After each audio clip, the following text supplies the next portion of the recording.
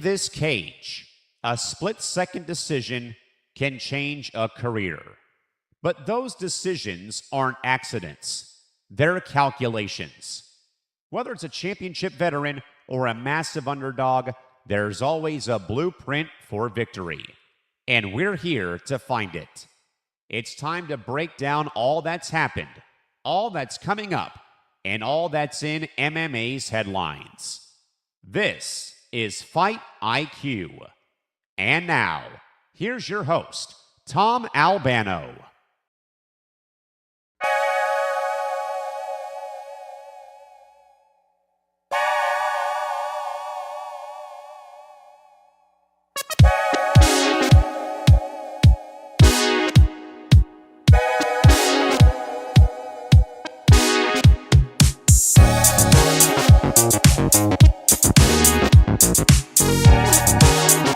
All right, everybody, welcome to another edition of Fight IQ here on the After the Bench Podcast Network. My name is Tom Albano, with you as always every week here in the Fight Lab for all the great conversations about the MMA world, all the recaps, previews, news, and so much more.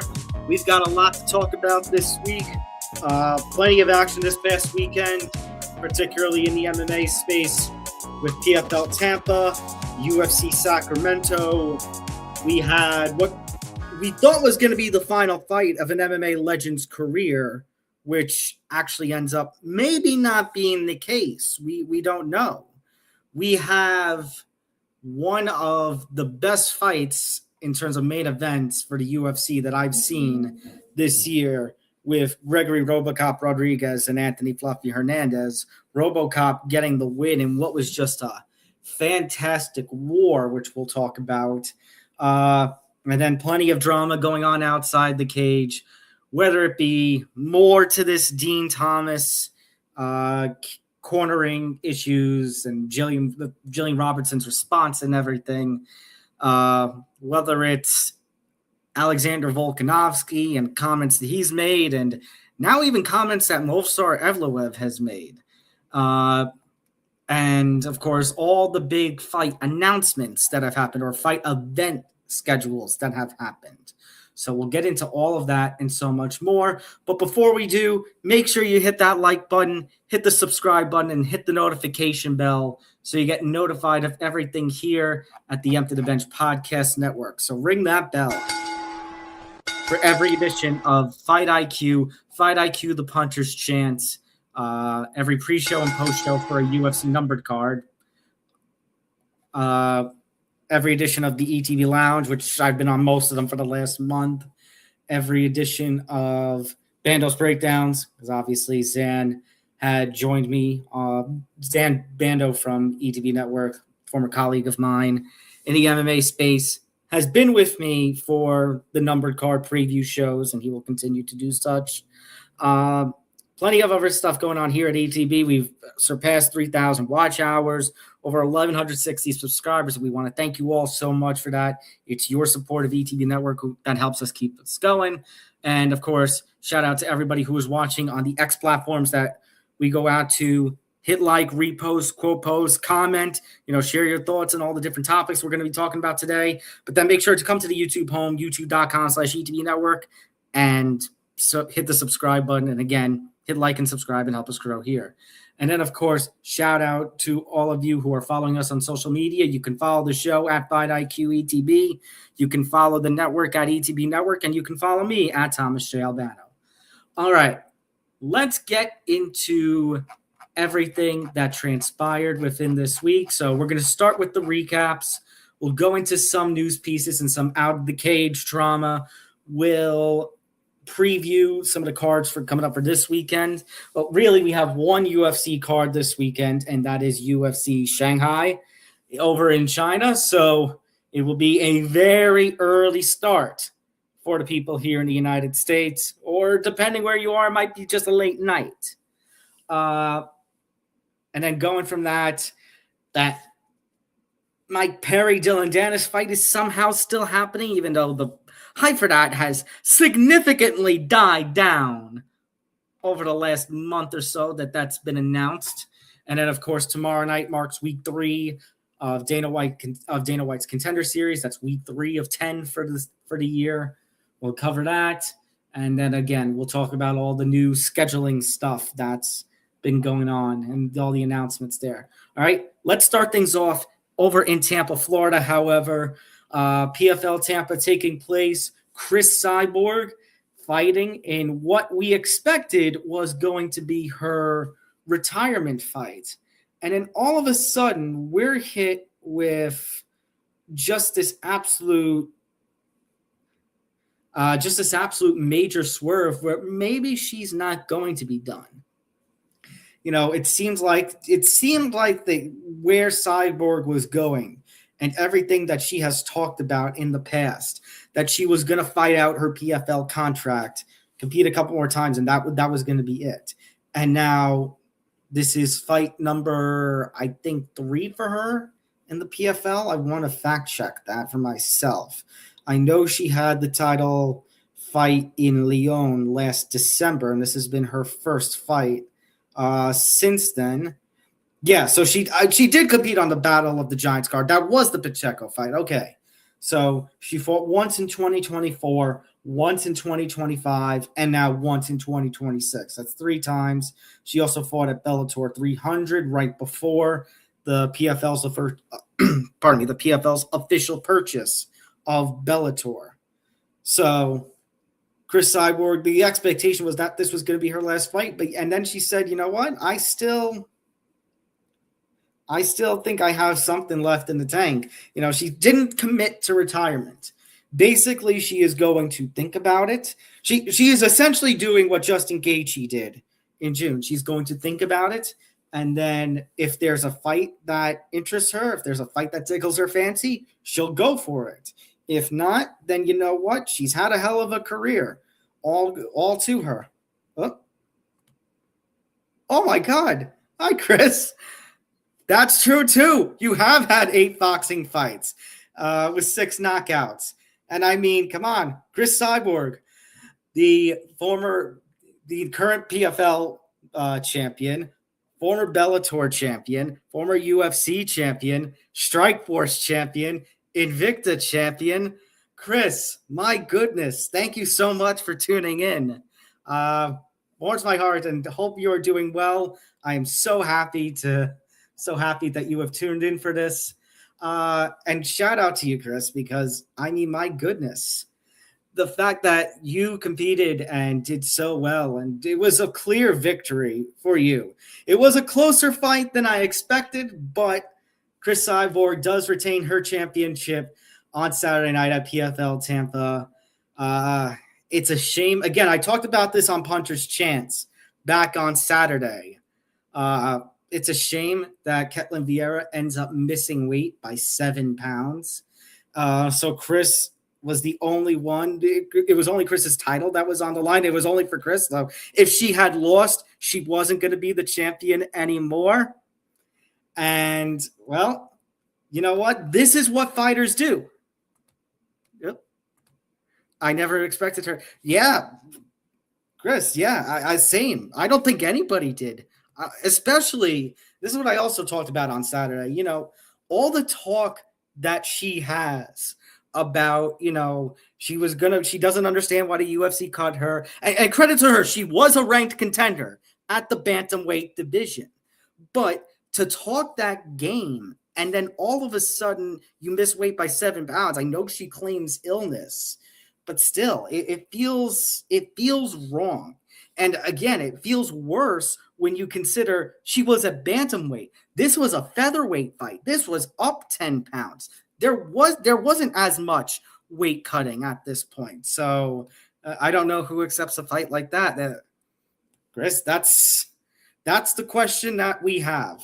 That's a question that a lot of us have is, but credit to you, Chris, because you still accepted the fight. You pulled off one of the most badass things because you said, hey, I could lose the championship, but you know what? Still did it. She didn't look ill over a 5. She didn't look ill over a 5-round fight. I know. And here's something that really ticks me off. I think it was, and not saying that you are thinking of, Chris. I'm saying that this idea of a fighter, missing weight and how good it is because, how advantageous it is because, again, the numbers are kind of there. When fight commissions or athletic commissions started implementing the early weigh-ins, you saw a little increase in the number of fighters who miss weight winning fights. I talked about it on Saturday that, I would love if commissions actually, did more than just fining. I would love it if promotions did more to penalize fighters. Take a point away. Take 2 points away. I think in a fight like this, she should have had 2 points deducted. So again, she didn't look ill over a 5-round fight. And honestly, if she was penalized 2 points for this extreme weight miss, if she was 7 pounds over, why wasn't I notified before making 140? They wanted me to compete. Really? Ooh. They didn't tell you before you were done cutting weight? Oh, man. What in the world?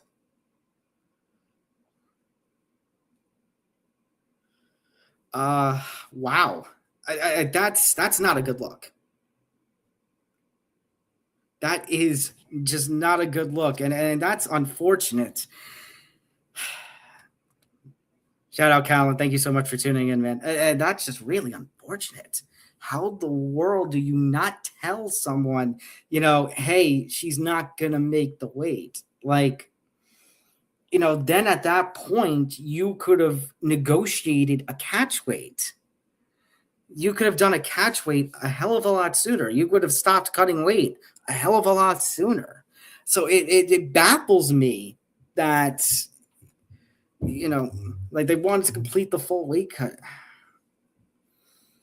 I guess it's because they still wanted some form of title fight, which, I guess they didn't want the card to take a hit again.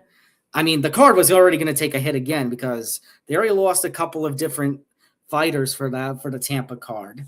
But nevertheless, you know what? As I was going to say, you did a badass thing, Chris. You said, I'll still put the title on the line for myself. It'll be a vacant title if this doesn't work. And you won the fight. You man, like she tried to grind. She really tried to use her grappling. But in the end, Chris just did more. It was a PF. I figured it was the commission. But I figured it was the commission because they are the ones who oversee all the weigh-ins. They oversee all the official processes. So yeah, no, I completely understand. It was the athletic commission. PFL wanted to make it a catch weight, so if I lost, I still kept it.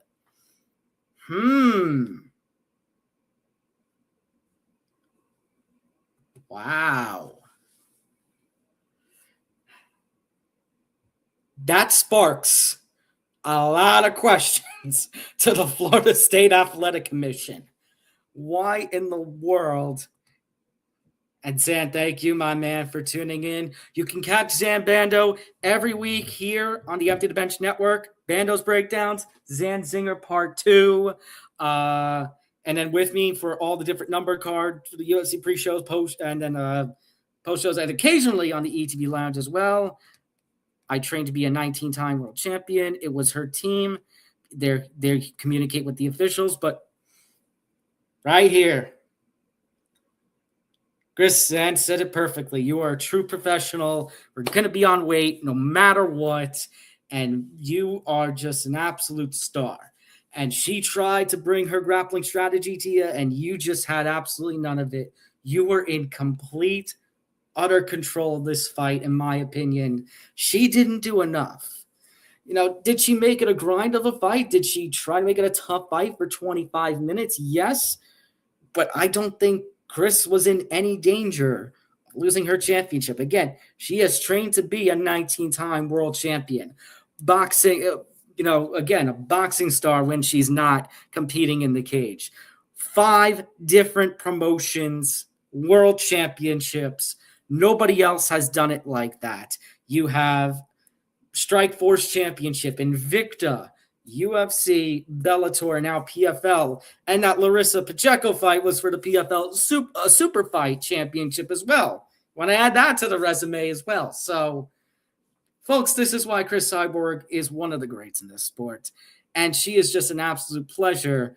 This is not the first time I've had the chance to talk to Cris, and it's not the first time that Zan has either. And this is why she is just an absolute legend in this sport. She is one of the most dominating forces in this sport. And, Cris, I wonder what is next for you. You threw 100 and only landed 4. I threw right. Like, look, the numbers even the numbers explain it, and I'm glad Cris brought them up.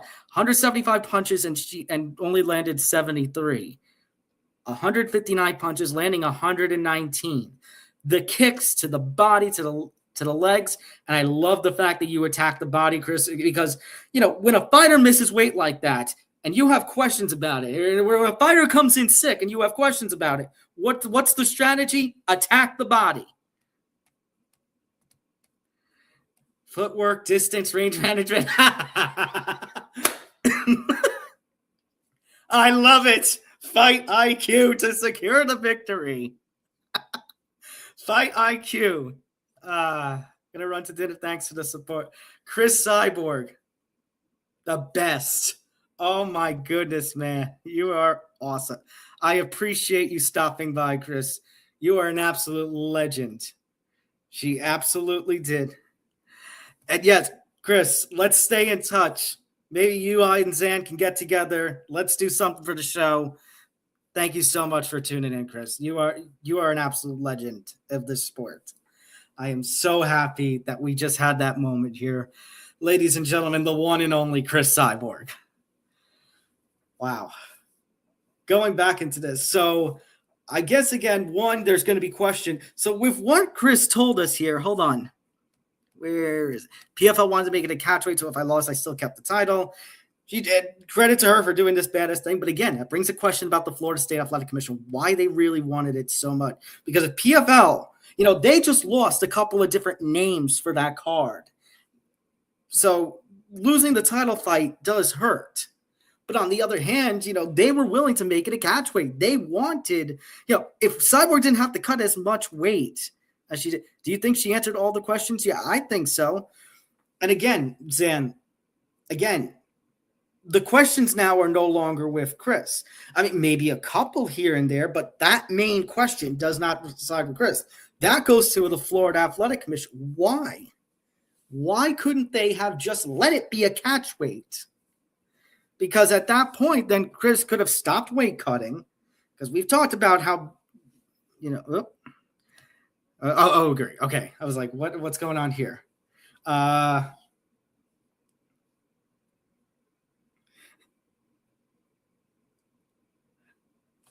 think she would have signed early.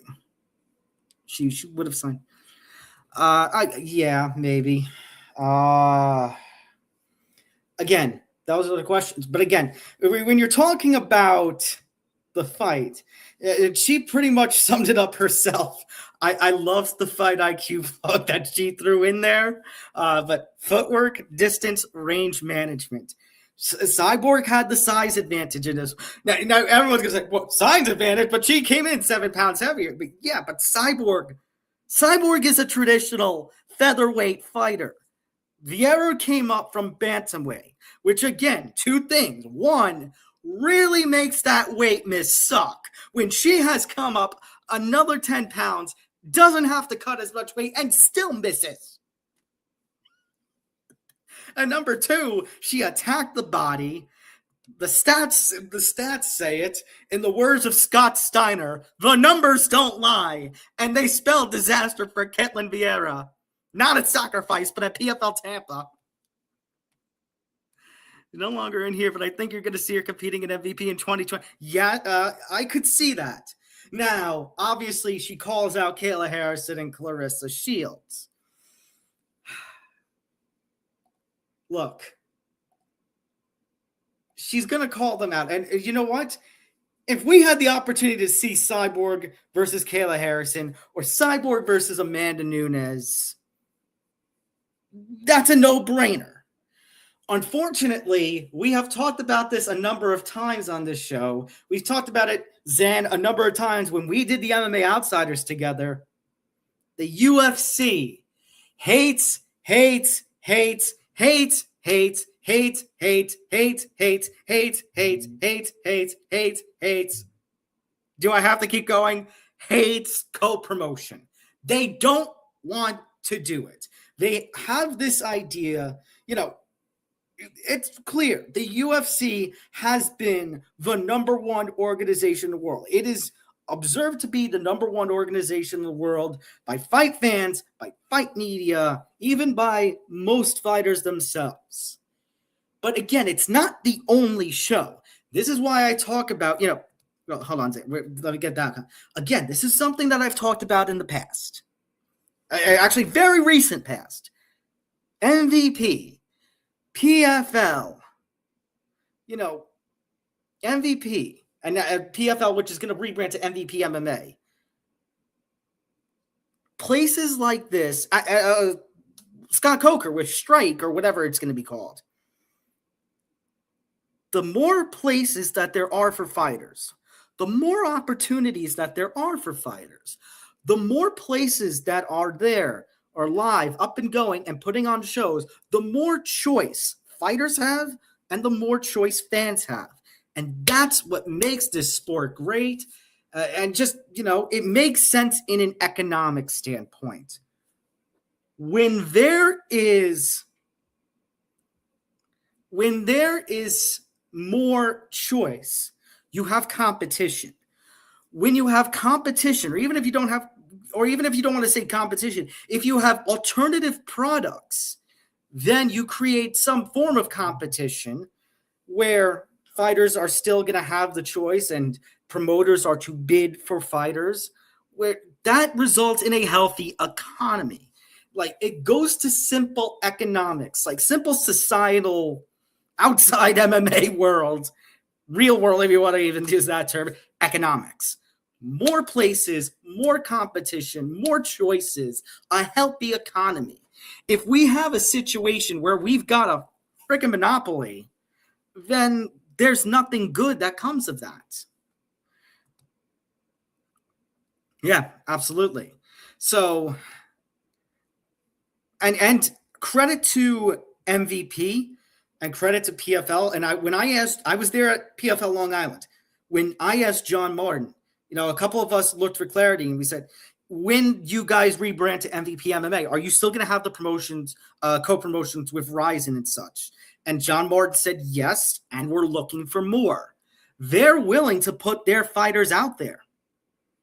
Unfortunately, the UFC, which has such a barrier, if you will, is not willing to risk reputation in putting its other fighters out there. And there are consequences for that. We never saw Fedor Emelianenko in the UFC. We never saw fights like Fedor versus Brock or Fedor versus Randy. Cris Cyborg, she leaves because, in Dana White's words, that they were done with the Cris Cyborg business. It ruins the idea that we could have gotten Cyborg Nunes too. It ruins, we could have had Cyborg versus Harrison.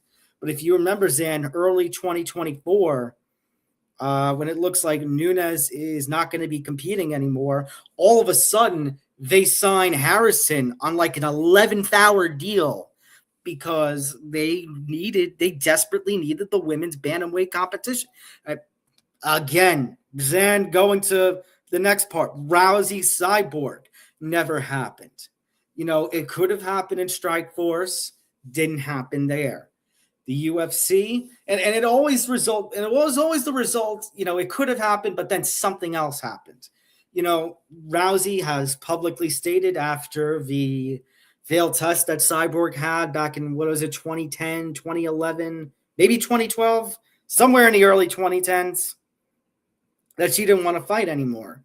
Didn't want to fight Cyborg anymore. And then when Cyborg comes over to the UFC, Ronda Rousey ends up getting head kicked by Holly Holm, getting embarrassed by Amanda Nunes. And unfortunately, that was the end of Ronda Rousey's time until the MVP fight. If they throw Rousey the bag, I wouldn't be surprised if they made it happen. It's probably, Zan, going to take a lot of, a lot of money and a lot of convincing. If they manage to make Rousey Carano happen, there's no reason why they can't make Rousey Cyborg happen.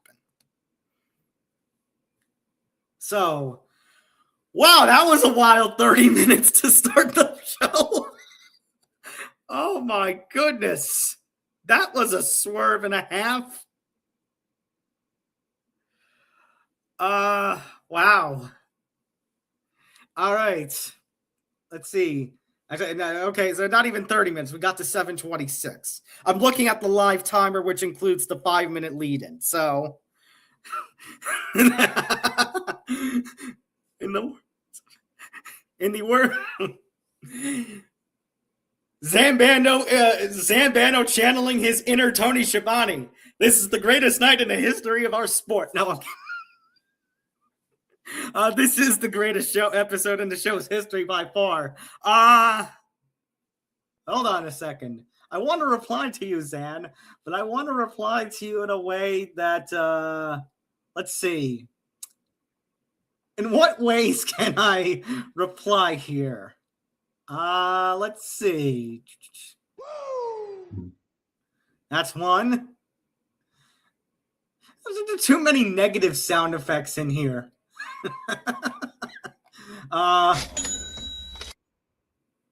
Might as well play that sound effect. I got to get used to that because football forecast is coming back soon.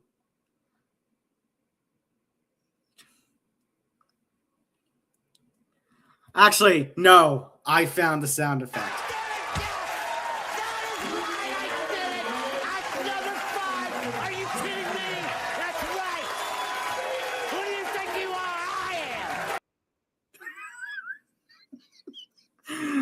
The greatest bowling sound effect that has ever happened on a bowling greatest bowling one-liner that has ever happened on a bowling broadcast. Pete Weber does approve.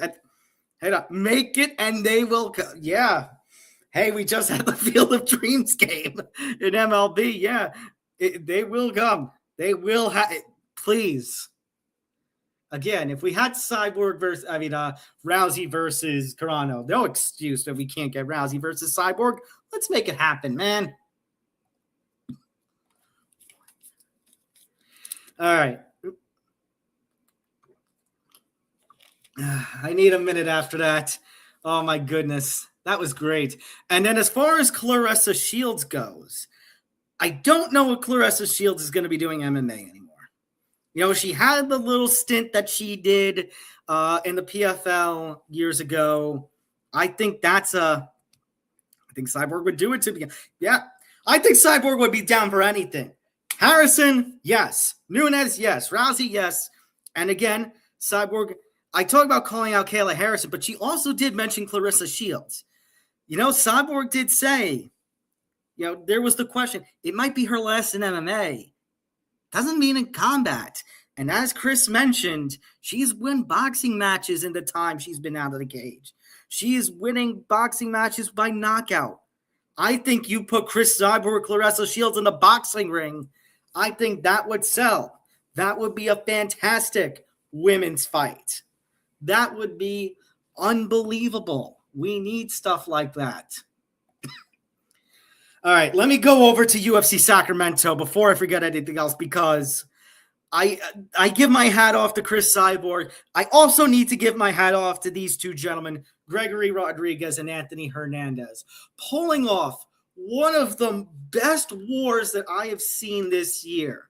Just fantastic performance all around. And you know what? I'm happy on the Best Bet show that I did fight to start round 3, yes. Because, you know what? I was worried. You know, I thought maybe the fight could have ended with a finish midway through. I didn't expect the fight to go a full 25 minutes. And somehow those two managed to tear it down for 25 minutes. You got great stuff happening on both sides.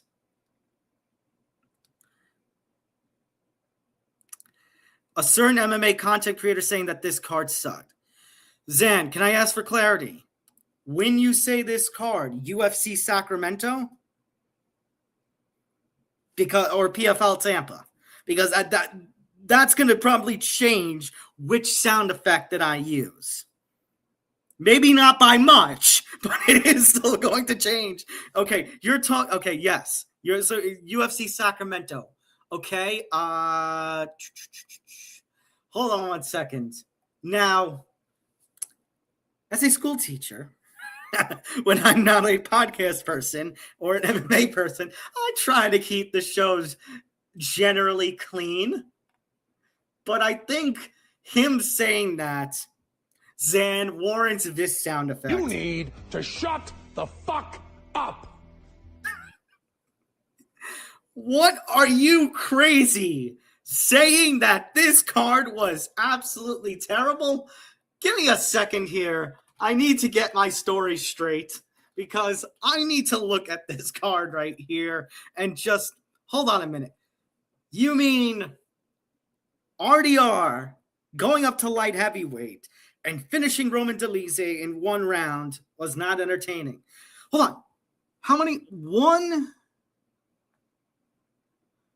3 decisions on the whole card, and only one of them was a bad fight. You could argue that Stanley Dorseniville's win over Gage Young might have been bad. I've seen a lot of robbery cries with that. I didn't think it was too bad of a robbery, but that was a back and forth fight. RoboCop Hernandez was back and forth. The only one that may not have been great might have been Vitor Petrino, his win over Sergey Spivak. But you know what? That's the freaking heavyweight division right now in the UFC. It stinks. I've been on that for a long time now. It stinks. I don't know where he gets off in saying that the UFC Sacramento card was terrible. Because the UFC Sacramento card was great. So, and especially this fight here.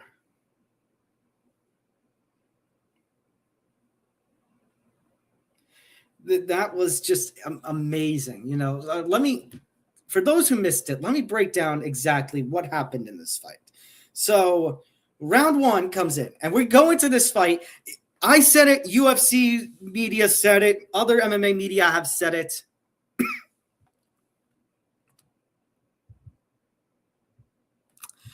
Then I'm gonna give you two phrases for this. 1, rage bait, and 2, damn it, where is it? Okay, here's the second one. Clown show, clown show, clown show, clown show. Clown show.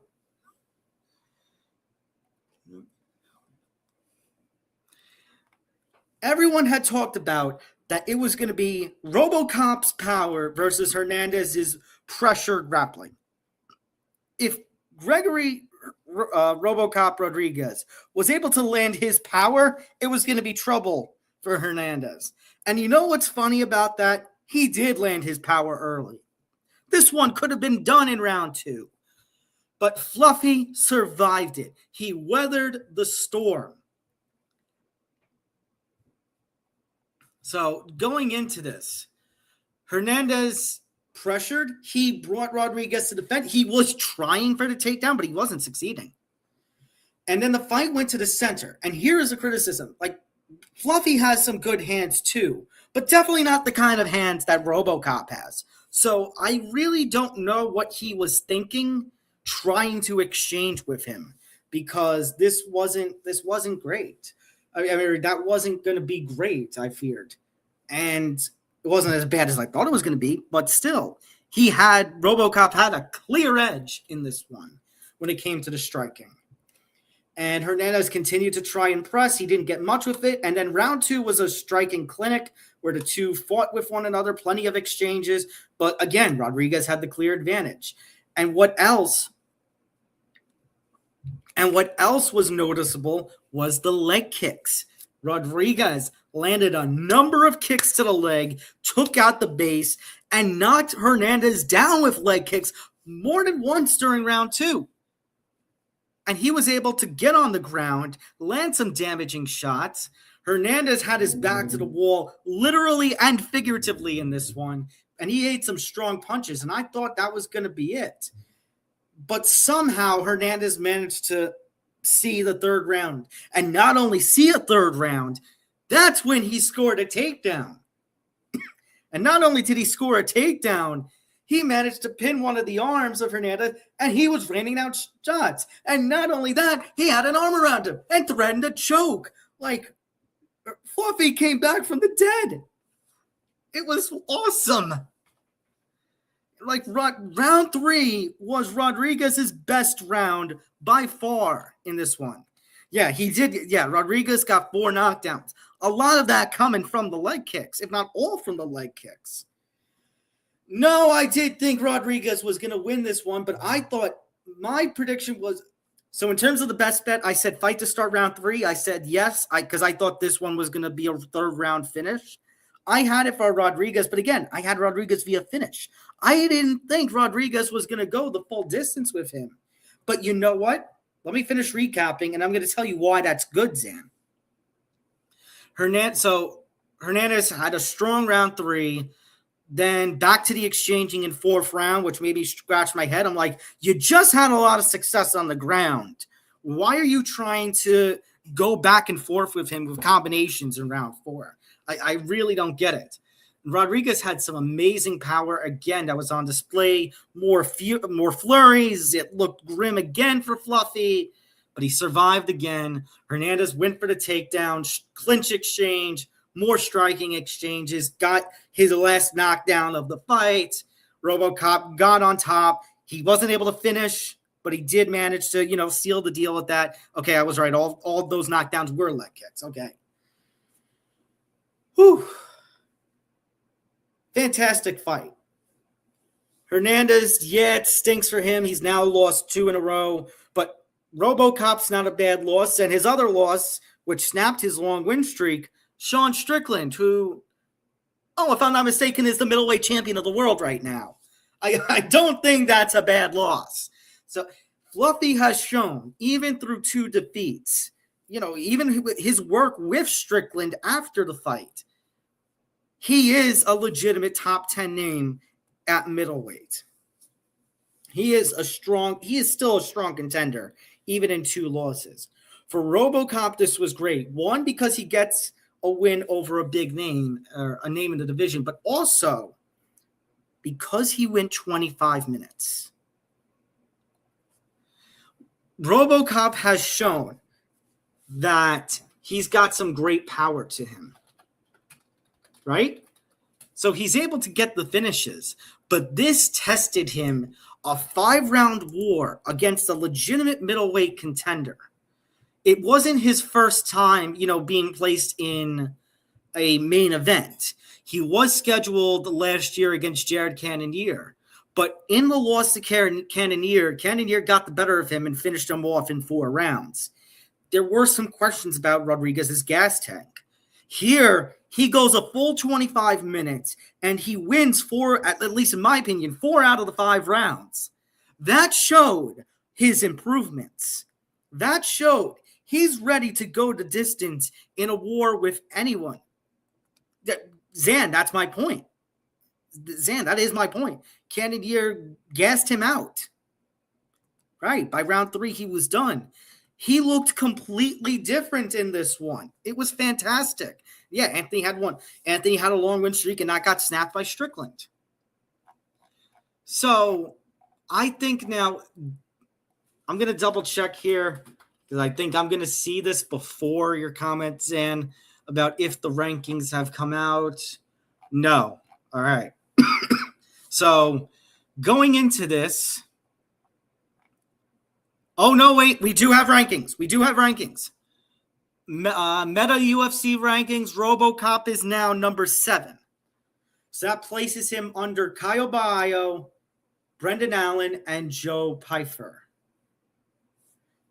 Yeah, Zan, if you go to the UFC's website, the rankings, they list them there. So Hernandez fell to number 9. So now you have Rodriguez at 7, Hernandez at 9. MVP, Michael Venom Page, is squeezed in between them. And then above Rodriguez, you got Borralho, Allen, Pyfer, Imavov, Duplessis, and Chimaev.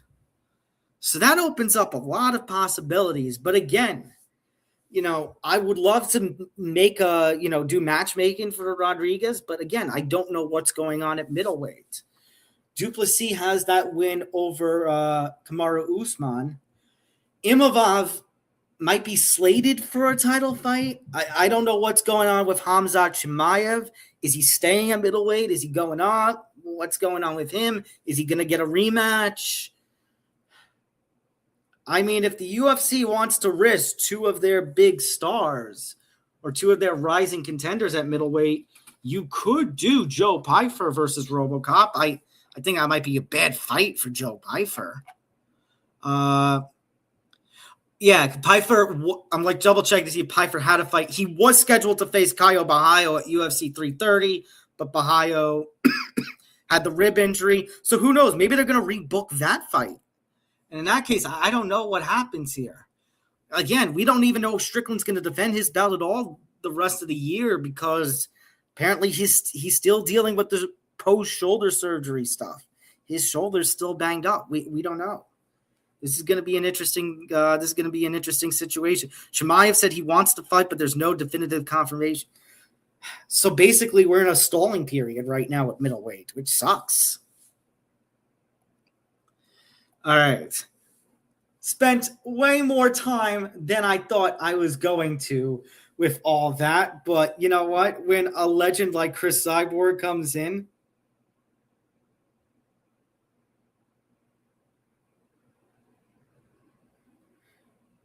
When a legend like Cris Cyborg comes in, man, you just gotta respect it.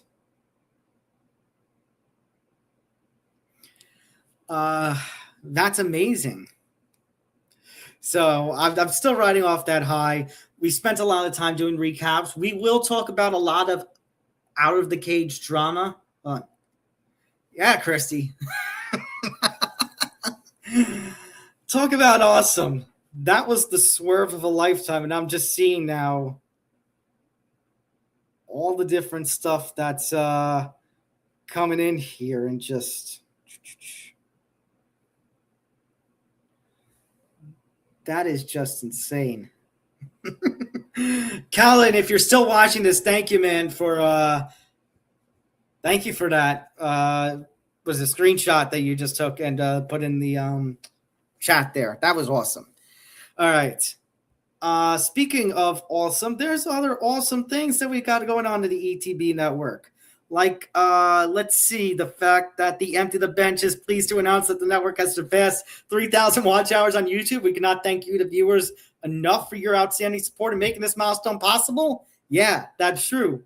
Thanks to, hold on, PBS voice, viewers like you. In the coming days and next week, we will be rolling out all the details about our super chats, super stickers, super thanks, channel membership tiers, perks, merch store, and so much more. We thank you again for your support of ETV Network programming. All right, so a lot going on at that point.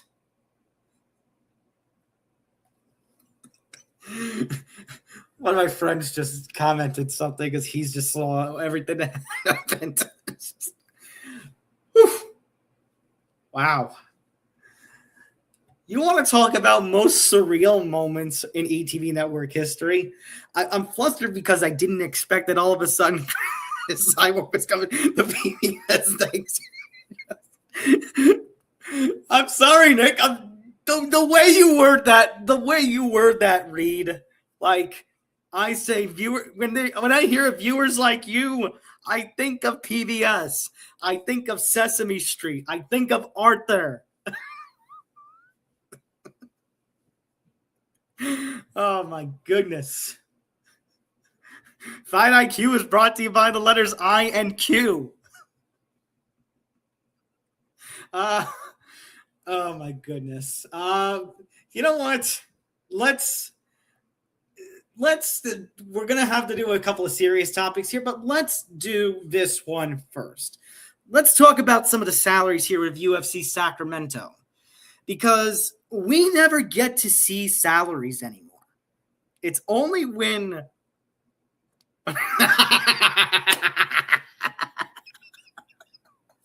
oh my God. What's happening tonight?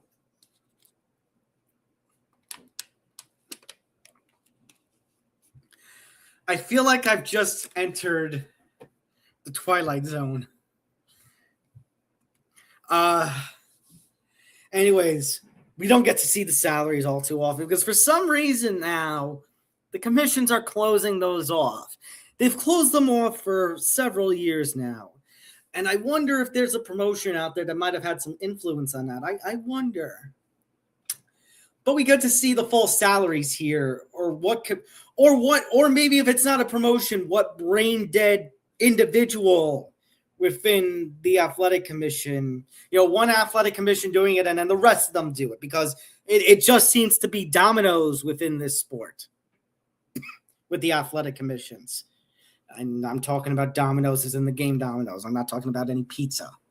Here are the full salaries for some of the UFC Sacramento participants, by the way.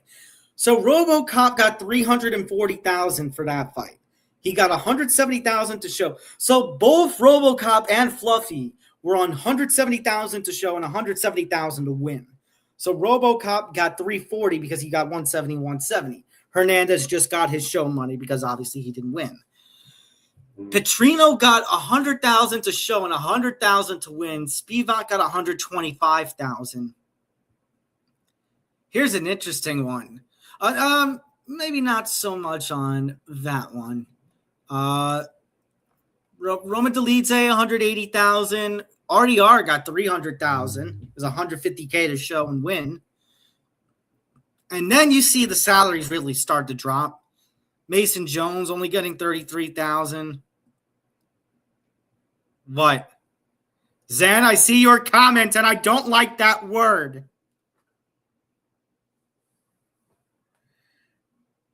Zan, is this a wee-woo alert?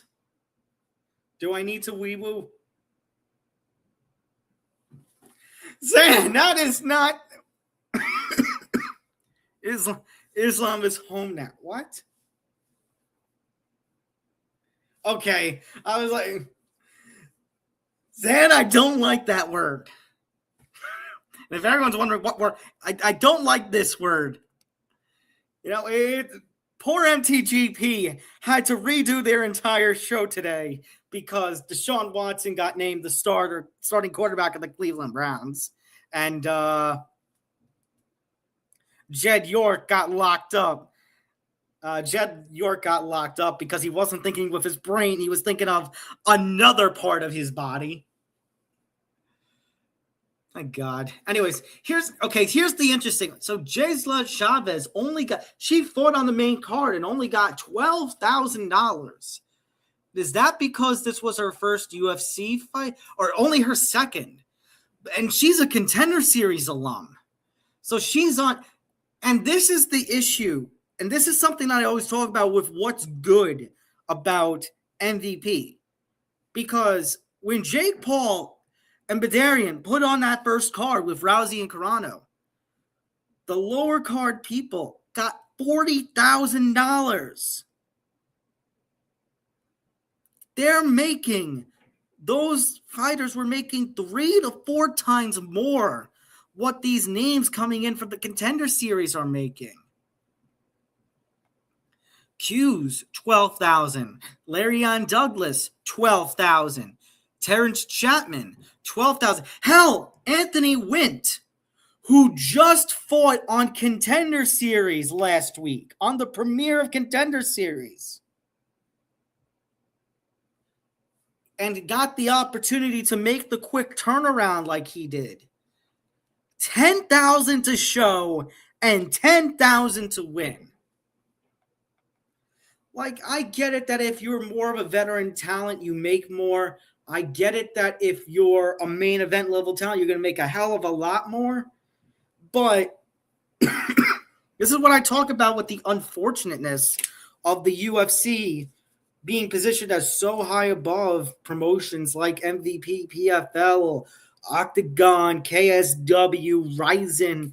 You know, again, this is why it's important that there's not a monopoly. This is why choice is important. This is why you all should be supporting MVP. I know that makes some people sick because they hate Jake Paul. You don't need to tell me twice. I was there at the PFL Long Island card where they did all the F Jake Paul chants. But there is an importance.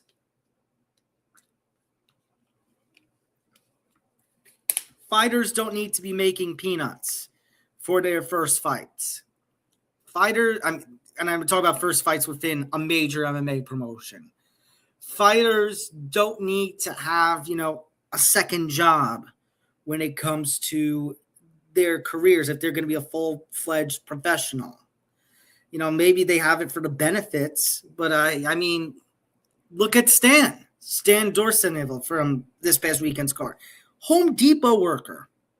And he's still going to be working at Home Depot, maybe with less hours, I think he said. He only made $24,000 from this one fight. And you say, oh, that's great. But then remember, anything he's got to pay for, his team, any services he's used during the training camp, how much of that is he really going to be left with? And you can say, well, then there's sponsorships and locker room stuff. Yeah, but one, those aren't disclosed, maybe for reasons. But the other thing is, again, UFC doesn't do sponsorships. The UFC has that uniform thing where everyone's wearing the traditional fight kits of the UFC. So I say traditional as if it's always been a thing. No, it hasn't always been a thing. It's in the last 12 years or so. It's one of the more disappointing things that we've seen. I know Dana White and company have talked about how it makes them look more professional, less like NASCAR. But still, if a fighter has an opportunity to be making money, the fighter has an opportunity to be making money. It shouldn't be taken away from him.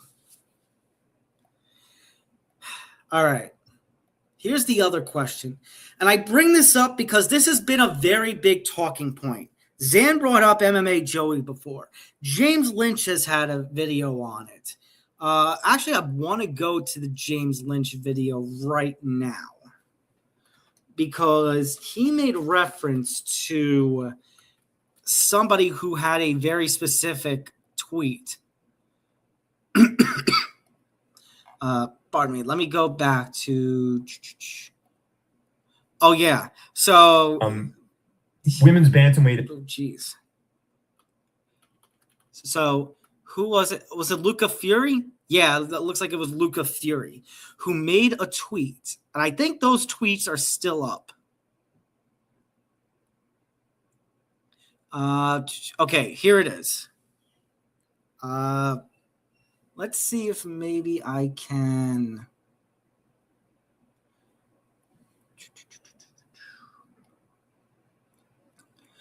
I'm going to screen share this. I know this is actually coming from James's video, but I'm not doing it for James's video. I'm doing it for the tweet, and it just is going to make it easier for me to actually see the tweet and for everyone else to see the tweet here. So if you see the Luca Fury tweet in this here, it says, when do we stop pretending to go along with this WMMA, women's MMA charade? Fans in the arena boo every female fight into oblivion. Everyone on social bashes every fight.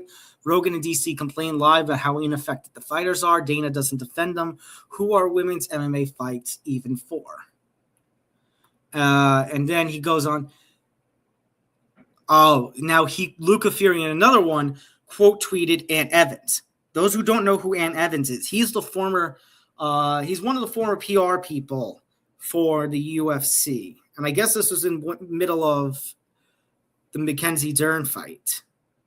Yeah, so this was in the middle of the Mackenzie Dern, Gillian Robertson fight. He tweeted out, and Evans tweeted out, quote, Christ on a stick, this is crap. Luca Fury then quote tweets that and says, "This is the former UFC PR head who was there during the Ronda Rousey days. Everyone agrees that every women's MMA fight is garbage. We just, for some reason, can't all collectively admit it. We have to pretend that each bad women's fight is an outlier, even though it's all of them."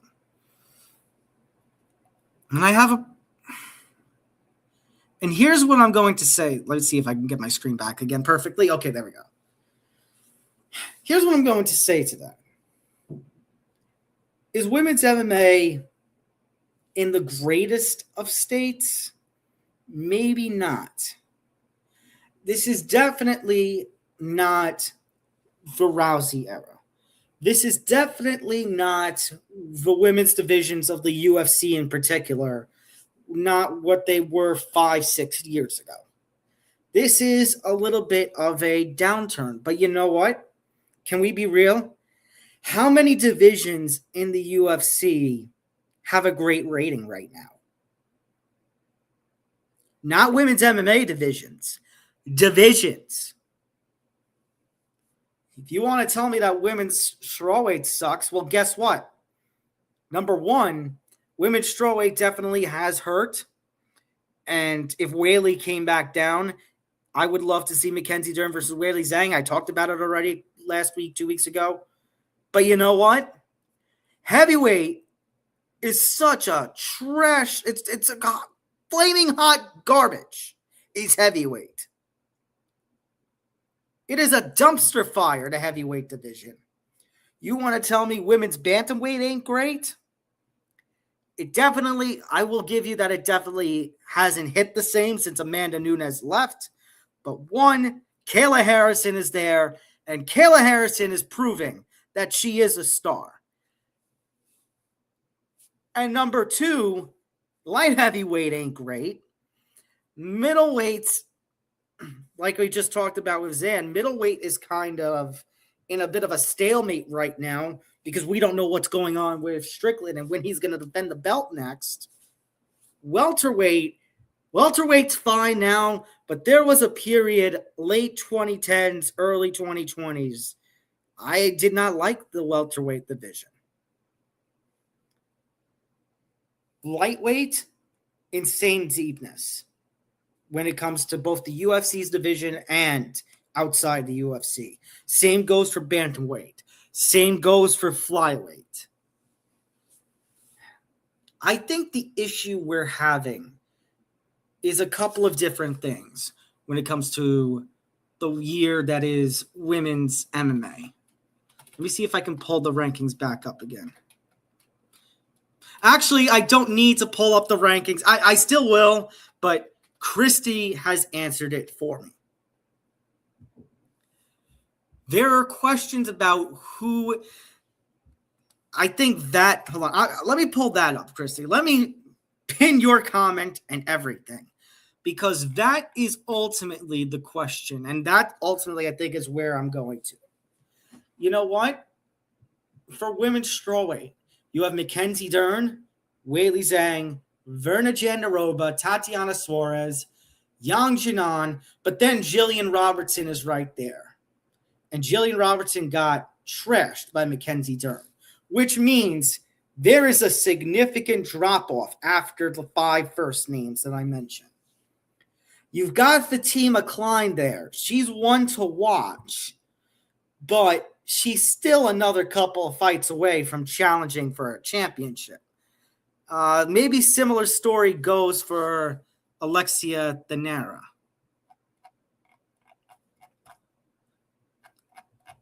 Let's see.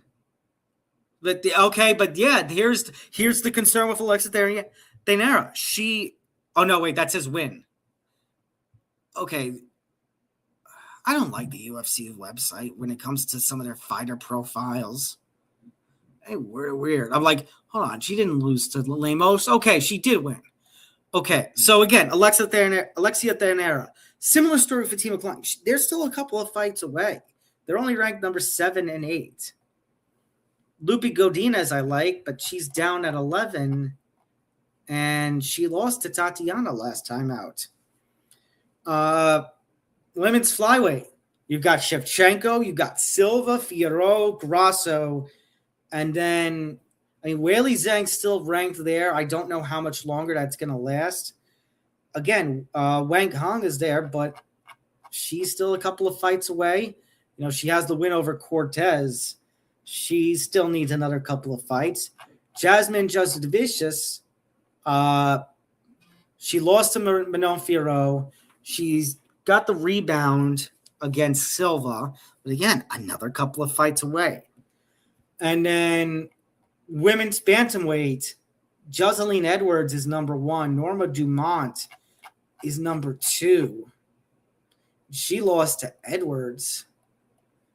You know, that was a title eliminator. Let's see, Jocelyn Edwards. She's got a winning streak. Striking accuracy, 53%. 8 finishes by knockout. But 18-6, that's a number 1 contender. So when it comes to strawweight and flyweight, I think it's a matter of, as Chrissy said, you know, taking one, that there's number 1, a distance between top 5 and the rest. And there needs to be somebody who, in Christy's word, has aura and star power. And the unfortunate thing is, I mean, Mackenzie Dern, they need to book Dern versus Zhang at some point. Valentina Shevchenko, I love Valentina so much. I would not actually mind if she headlined UFC 332 in Salt Lake. I actually wouldn't mind that because she's been around for so long. She's been a dominating force at flyweight other than the Alexa Grasso loss. Kayla Harrison is fantastic. I have loved her since she was in the PFL. Hell, I've loved her since she got the gold in 2016 in terms of gold medal at the Olympics. But that women's bantamweight, of the 3 divisions in the UFC, women's bantamweight is by far the worst. By far the worst. And that's why we're getting Amanda Nunes out of retirement, I guess. And it stinks because Kayla Harrison, I think, could be that person who has, in Christie's words, the aura and star power. So it's just a matter of we need a next big thing. We need, if we're going to talk realistically with the UFC machine, we need somebody who can be, let's say, the Sean O'Malley of women's MMA in the UFC. Somebody who is going to be backed by the machine, but still invest all the time and effort and everything in them in terms of getting somebody that star power. And the other thing is we just haven't had the title fights this year. We were supposed to have Harrison versus Nunes at the start of the year for the first Paramount card. Harrison got hurt. The first women's title fight we just in the UFC in 2026, we just had with Robertson and Dern. And we're waiting on Shevchenko Silva to be made, or at least be made official. The talk is 332 in Salt Lake, but that hasn't been confirmed by the UFC. Harrison versus Nunes, they're talking about. It's going to happen before the end of the year, but we don't know. I've heard rumors that it's 332 in October. I've heard rumors of 335 in December. Some point, but we don't know when. It's definitely not going to be 333 because those 2 title fights for the Abu Dhabi numbered card has been announced. It's not that one. 332, 334, 335. Dealer's choice, basically. All right. Speaking of Gillian Robertson. Speaking of, let's talk about this Dean Thomas controversy. Because once again, we're back to this, and in an update that is a little unfortunate, he basically was like, you know, we talked last week about the apology. And it turned out that he never actually apologized to Gillian Robertson before going back on the air on the podcast that he does to apologize. And Gillian Robertson basically did not forgive him. And then Dean Thomas said, you know what, screw it. I'm going to unretire. And he's going to corner Sean Brady. So This really is unfortunate. He retired for about 5 minutes, which again, number one, he should not have been doing any sort of media, what do you call it, the cage side analyst position thing that he does while he's cornering a fighter on the same card. Stupid. Now he's going to be cornering Sean Brady for Gabriel Bonfim. So he retires for about 5 minutes. Typical MMA retirement, am I right? And he publicly criticizes his fighter. Did Robertson deserve criticism after her performance? Sure. But to basically be there in front of the camera saying you've taken her as far as she can go, she's not championship material, and effectively abandoning her when she needed him the most and pretty much giving up on her mid-corner. I was talking to my dad recently about that. He said, then that's a bad coach. Right? And everyone's, but Dean Thomas is a hell of a coach. Yeah, but that was a weak-ass moment for a coach. And unfortunately, the line between Dean Thomas, the coach, and Dean Thomas, the broadcast personality, got blurred at UFC 330. I justify Gillian Robertson not accepting the apology. The way Dean Thomas handled this was crap. And I hope Gillian Robertson is done with Dean Thomas as a coach. And what's going to be the credibility of Dean Thomas now that he's going to be cornering Sean Brady? And if Sean Brady loses to Gabriel Bonfim when it comes to Vegas 124, November 7th, what's going to happen to Dean Thomas's credibility there? So a lot of questions as regards to that. Anthony Smith, he is home following the July arrest that he had for domestic violence and just the really concerning and shocking allegations that were coming against Anthony Smith.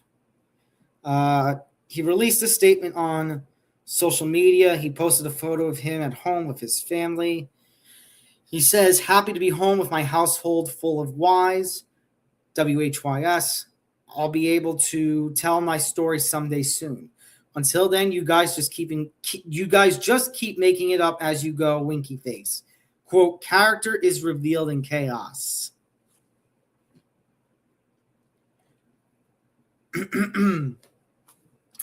Those with young kids, cover your ears. Cover their ears and maybe cover your own. You need to shut the fuck up. You got arrested, and the allegations were you refused to let your wife leave, and that you basically rammed her with your car. And that's coming right after Dustin Poirier, the concerns about him and his alcoholic episode at the airport. And I know Anthony Smith's wife is basically defending him, but there's a concern when it comes to a relationship like that. Big time. If these allegations are true. Basically, he can say what he wants, but there's a way you go about this. And that kind of statement just is not the right way to do so. So I hope he takes time and thinks about what he's done, and I hope everything with his family gets healthier. But that was not the kind of statement. It will be a little while before we see Poirier or Smith at the broadcast booth for different reasons. Alexander Volkanovski, in a recent interview, talked about the UFC 333 fight. He's going to be defending his featherweight championship in the main event of that card on October 24th in Abu Dhabi, taking on the number one contender, Movsar Evloev. And Volk was asked about how much longer he can do this. He's a veteran of the cage. He's in his second reign as the featherweight champion of the world. Fair questions about how much longer does he have in his career. And he basically said he's not going to retire, quote, unless things go terribly wrong against Evloev. And I guess my question is, what does that mean? Because Evloev is a lot more known for his grappling than his striking. Evloev is not going to be the threat to knock him out like Islam Makhachev was or like Ilya Topuria was. So what does he mean by things go terribly wrong? That's the question. What is the definition of that? What constitutes? Is it getting dominated? Is it getting knocked out? Is it taking massive damage? Is it losing a decision? Is it realizing he'll be a step behind Evloev? What is things go terribly wrong is the question here. What's up, John? I guess that's the big question mark there.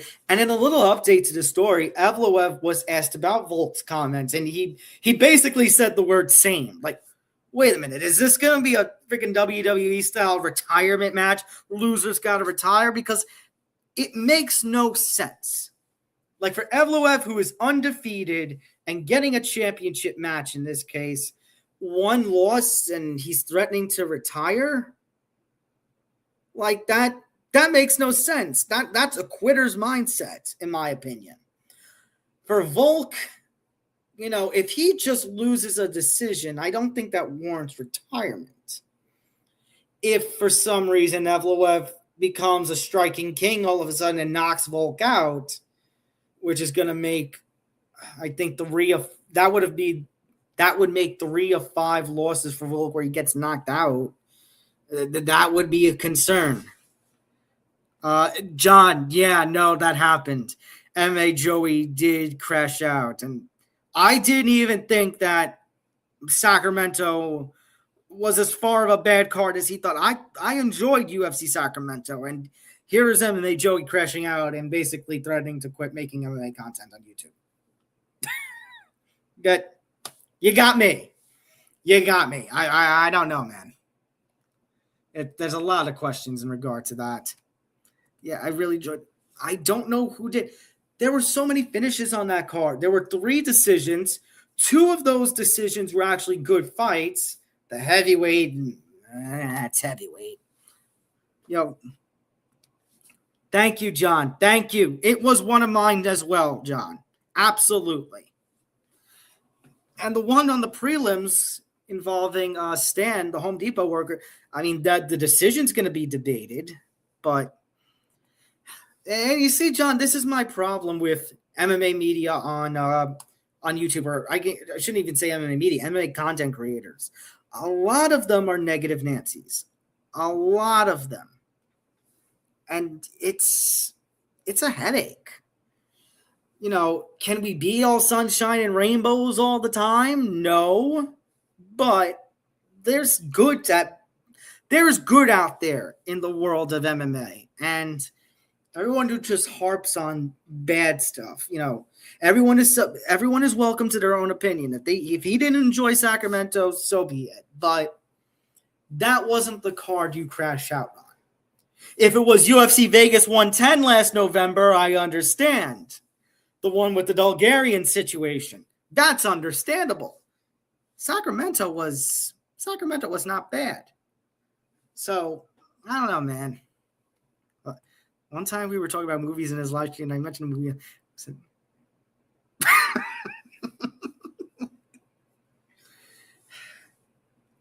I guess MMA Joey is just one of these people that if you don't respect their opinion or if you don't agree with what they say, they just give an attitude. So, unfortunate. It's unfortunate, but there are people like that in this world. All right. UFC Shanghai. Yes, it is going to be an early morning or late night here in the United States, depending on where you are. But it's going to happen. So it's going to be a exactly. And then he says the MMA is an echo. He's one to talk, man. He really is. He is really just an absolute fool. UFC Shanghai this weekend. Main event, I like this because you got two great bantamweights. And again, here's another fight that I had heavy interest in. The main events of late that the UFC has been putting out have been pretty good, and at least interesting in the lead up to everything. Like this is going to be something. So you got Song Yadong, who is a great fighter and is somebody who's trying to finally get over the obstacle that is the upper echelon of the bantamweight division. Unfortunately for him, he's going to have some tough competition. I need to get this soundbite in the official StreamYard soundbites for this. But who is his opponent going to be? Joe Rogan. You want to tell us? Joe Rogan, say that again. I love it. UFC 272, where he absolutely butchers Umar Nurmagomedov's name and just gives up like the second attempt. Oh, no, ladies and gentlemen. All right. But you got Umar Nurmagomedov, number 3 at bantamweight. The only loss to Merab Dvalishvili. Umar was 1 round away from being the bantamweight champion. He's got elite grappling, elite wrestling. He's got 7 submission wins over Corey Sandhagen, Davison Figueiredo, Mario Bautista. He's won back-to-back fights since the loss. And now he's taking on Song Yadong, who's coming in off the win over Figgy.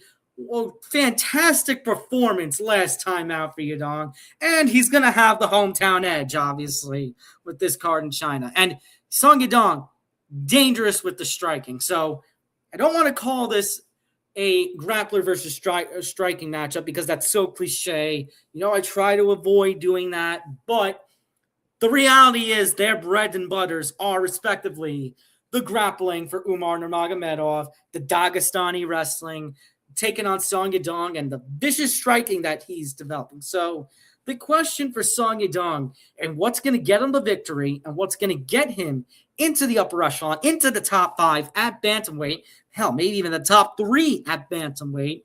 Can Song Yadong make this his fight? Can he use his speed, use his combinations to make this his fight, take control? Maybe he stands back and tries to counter. And he's going to have to maybe fight this from a little bit of a distance because with Umar, the minute he gets comfortable, it's going to be cage pressure. It's going to be chain wrestling. It's going to be taking the fight to the ground, top control, threatening the back, threatening submissions. Song Yadong needs to keep this fight standing as much as possible. If Umar goes in the way that he went in against Merab, this might be a little bit of trouble for him, but I don't think so. You know, would I love to see Song Yadong break through and not be a gatekeeper in the division? Yes. It's just tough against somebody like Umar, who's still right there. So I'm as of this point going to go with Umar by decision as my prediction. This would be an interesting card to watch, though. And then for you combat fans, you know, you've got MVP then in the afternoon, the MVP boxing, the US versus UK card that they are putting on. I think that starts at 12 noon. I want to double check. Let me go to MVP events. Oh, no, it starts at 11 a.m. Okay. See event info. The main card begins at 2. The prelims begin at 11. And that's headlined by Michaela Mayer taking on Chantel Cameron at 154 pounds. And then you've got hold on, I'm on the wrong screen. Then you got this. I didn't know this fight was still happening until the other day. Hit it.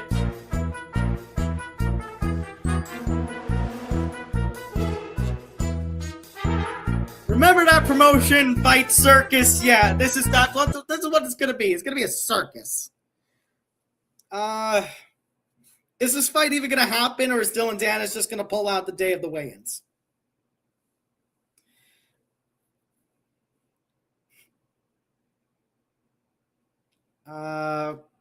Anyways, I had to answer that text. Man, if I'm asking that question, if Mike Perry could batter Nate Diaz as he did on the MVP card, why am I not picking Mike Perry? The answer, I am picking Mike Perry. I give Dylan Dennis, let's see. I'm trying to do the math. Let me do the Steiner math here. Take the one, put it up here, divide the square root. I give Mike Perry not even an 8 1/3 chance of winning. I give him 2 2/3 chance of winning on August 29th. Or pardon me, I give Dylan Dennis a 2 2/3 chance of winning. And Mike Perry, meanwhile, you take the 75 and carry the 2. Mike Perry, I give 141 2/3 chance of winning. That's my take. Dana White's Contender Series for Week 3. I mean, if you saw some of my friends and MMA media colleagues who overview and preview and look at all the different Contender Series combatants and all the fight matchups, this one feels the most setup-ish. Like maybe that Dana and company have certain names from the Contender Series that they actually want for this time around. Let me pull up my old buddy Pat Dennis. Let me see if the tweet is there from him. Oh, I forget. X, the former Twitter, now reposts are in their own column. I forgot about that. Okay, yeah, MMA Prospect Vault. They do a fantastic job with regional fighters and Contender Series fighters. If you're somebody who really wants to see the next up and coming stars in MMA, wants to know who's there on the regional scenes, LFA, CFFC, even the very specific, smaller regional promotions, you should check out MMA Prospect Vaults. They do a fantastic job. You've got Nick Galante taking on Carlos Petruzella. There's a lot of conversation about not Petruzella, but Nick Galante. I mean, Carlos Petruzella is 15-1. But some of the competition, again, is it that time? Looks like that time.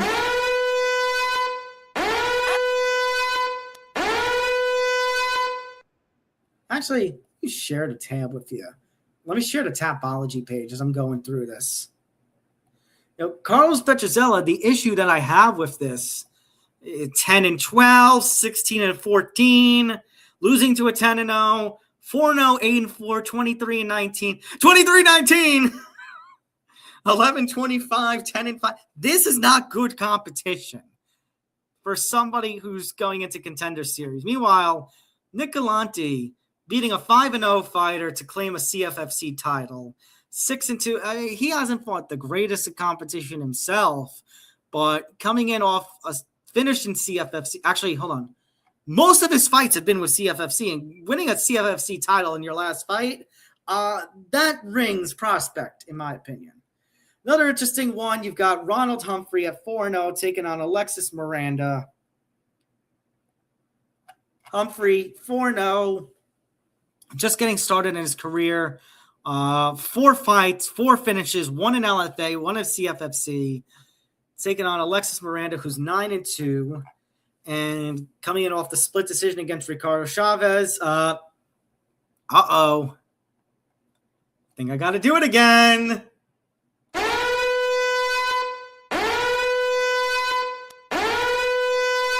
Look at this. Look at this opponent history. Those who don't know me, when I'm looking at prospect fights like this and I see opponent histories like this, I throw the red flag. I'm concerned here. In your 10th professional fight, you're taking on an 0-2 fighter? That's horrible matchmaking. Sean Clancy Jr. taking on Gary Balletto. Sean Clancy Jr. coming out of Scotland, 8-. That's not what I want to go. I want to go to Sean Clancy Jr.'s profile. He's 8-0. He's got all finishes. A decent, almost even mix of knockouts and submissions. Here's a concern on this one, Tapology flagging it, but at least that's his debut. He spent his last 6 fights in Cage Warriors. Very good promotion over in Europe for these prospects to come from. Hell, Paddy Pimblett. That's all I got to say. Paddy Pimblett. And then I can even mention other fighters here, but we're running way over time here. It's already 8:25, almost 8:30. Won the interim welterweight championship his last time out. Mario Piazon taking on Guillermo Uriel. Let me double check who these guys. They all have Uriel. Yeah, Uriel. This fight's definitely going to have a finish. They both have finishes to their, this one doesn't go to the distance at all. And Mario Piazon, has he ever gone the distance? 2 times. This one's ending in a finish. This is a heavyweight, heavyweight. This is a coin flip. He lost to Josh Hokett last year. But this is the one. Bellamir, 4-0, great wrestler, the daughter of the legendary former UFC heavyweight champion Frank Mir. Great grappler, has competed in UFC BJJ, 4-0 in mixed martial arts, last fought in July of last year, having the Kimura win over Stephanie Caldron. She's fought a few times in grappling since. Obviously, there's a lot of hype around her. Taking on Alex Apodaca, who's 3-1, decent competition. Fought in LFA in an amateur bout. Fought in Fury FC last time out. Actually, weeks ago, got the win over Devin McDonald. Oh, that's right. She was supposed to fight Olivia Beerley, but apparently that fight fizzled out. So Apodaca stepping in on short notice, and, well, that's not going to end up well. All right. We got a lot more topics that we got to get through, so let's go to, well, what we call in the pardon the interruption space, the big finish. All right, so let's quickly run through the rest here. Yair Rodriguez is out. Jose Delgado is in, taking on John Silva in the main event of Noche UFC 4. This definitely hurts the main event. Jose Delgado definitely does not have as good of a flavor to it going against John Silva as John Silva versus Yair Rodriguez does. Silva has a lot of hype to him. Silva, is trying to be positioned. Silva's trying to position himself in good contender status. I think John Silva gets a finish here. UFC has confirmed its last 2 numbered cards for the year. You got Madison Square Garden, November 14th. A lot of rumors. They're stocking the card for that. Rumors about Aspinall Gone 2 happening here. Rumors about a potential Charles Oliveira, Diego Lopez BMF title fight here. If not then at UFC 335, which has been announced for December 12th. Strickland has been in the rumor mill about that card. He had said he wanted to fight in December, but again, the shoulder issues there. And again, maybe rumors about Kayla versus Amanda at 335 if it's not happening at 332. So we'll see there. PFL also announcing it's going to do 3 more events for 2026. You'll see no September card for PFL. They will return with PFL Chicago, their second time in Chicago this year, October 16th, going over to Dubai for November 14th, and then just like last year, ending things the last Saturday before Christmas, Lyon, France, December 19th. Or maybe it wasn't last year was the second Saturday of December. This year it's going to be the Saturday before Christmas. Interesting situation where Namo Fazil, who lost in the main event contender series last week, claims he was attacked by 15 Chechens before his fight, while he was cutting weight. So a lot of questions here.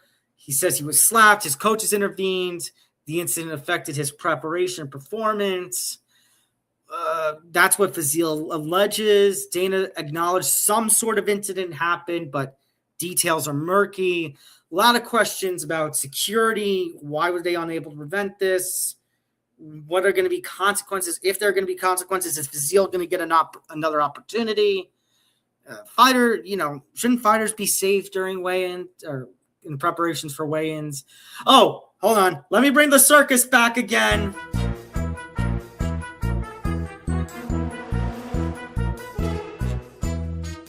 Again, we talk more MMA than boxing on this show, but it involves Dana White, so I got to bring it up. He and Eddie Hearn once again back at it, but not about Tom Aspinall this time. It's about the Tyson Fury-Anthony Joshua fight. Rumor is that's going to be announced for November 20th, the Friday after the UFC card at MSG, and Tyson Fury versus Anthony Joshua will also supposedly take place at MSG. But Eddie Hearn is stepping in, saying all the agreements for the fight were that the fight was going to take place in the UK somewhere, and even threatening at one point if this fight is even going to happen, which is a little bit of a shame. You know, and Dana White, supposedly, him and Zuffa Boxing are trying to get involved with the promotions for this. Hearn has criticized White's involvement. If White can actually promote the fight, you know, he even said at one point, I should be suing Dana White for him trying to get involved. And it's all the talk about who actually wants the fight, who wants to do what. And it's a shame. Somehow this fight is still not happening. So is this actually about Fury Joshua, or who is about to control, or who is it about? Let me try that again. Or is it about who gets to control one of the bigger boxing events of the year, which is sad to say, because this is a fight that should have happened 7, 8, 9 years ago and not now. But boxing gonna boxing. And then Tyron Woodley, he did an interview recently calling out Khamzat Chimaev and RAF, and apparently he has teased very recently during the lead up to RAF 12 that he might do one last run in mixed martial arts. All respect to him, because he's a hell of a wrestler and a former UFC welterweight champion, but